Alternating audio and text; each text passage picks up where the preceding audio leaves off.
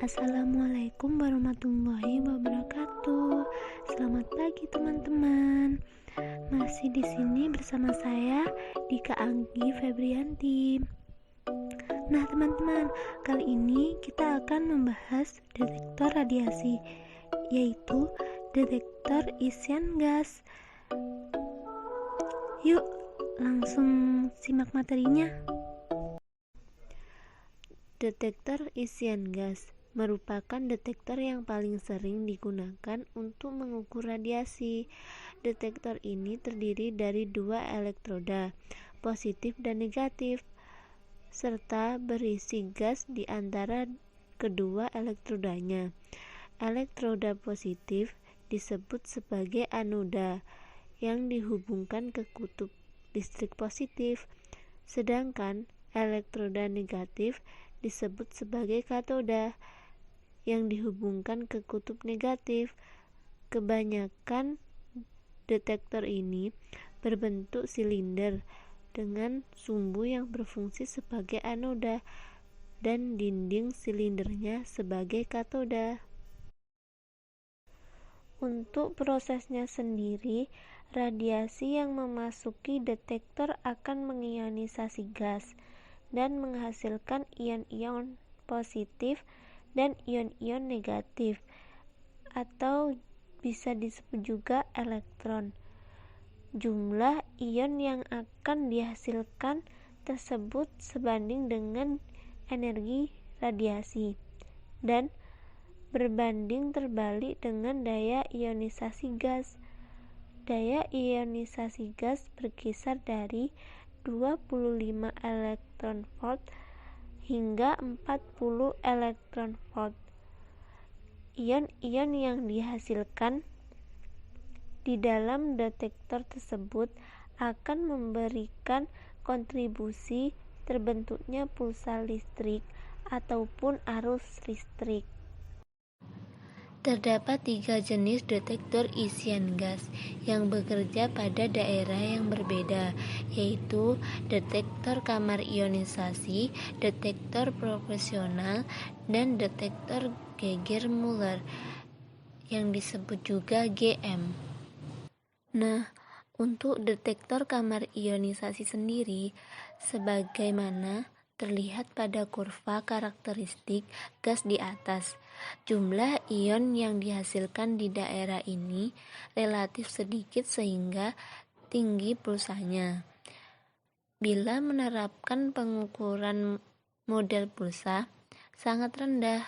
Oleh karena itu, biasanya pengukuran yang menggunakan detektor ionisasi menerapkan cara arus.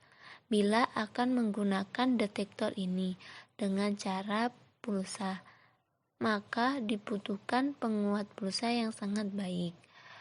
Keuntungan detektor ini adalah dapat membedakan energi yang memasukinya dan tegangan kerja yang dibutuhkan tidak terlalu tinggi.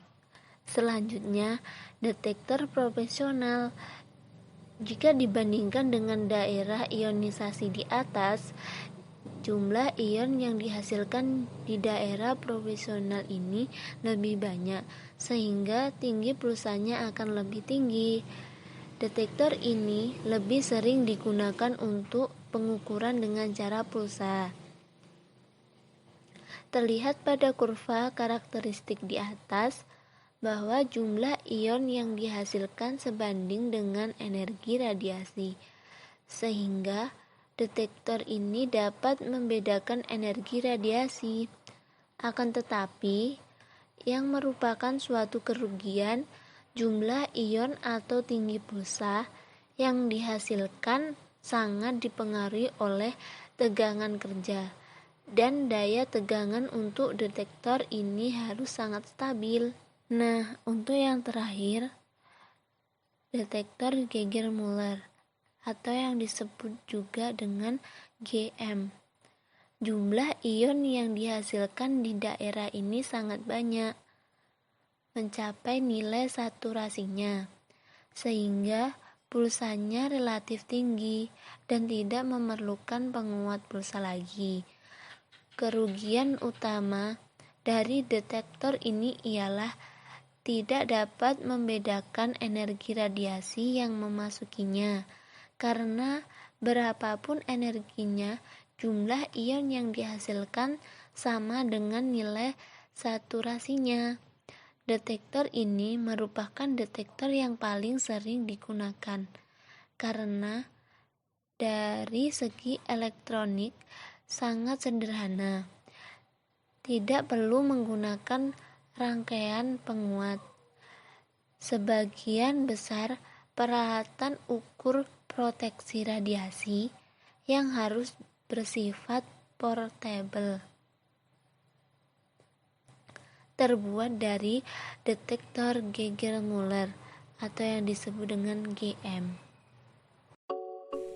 Oke, semoga bermanfaat buat kalian semua. Sekian dari saya. Terima kasih. Wassalamualaikum warahmatullahi wabarakatuh.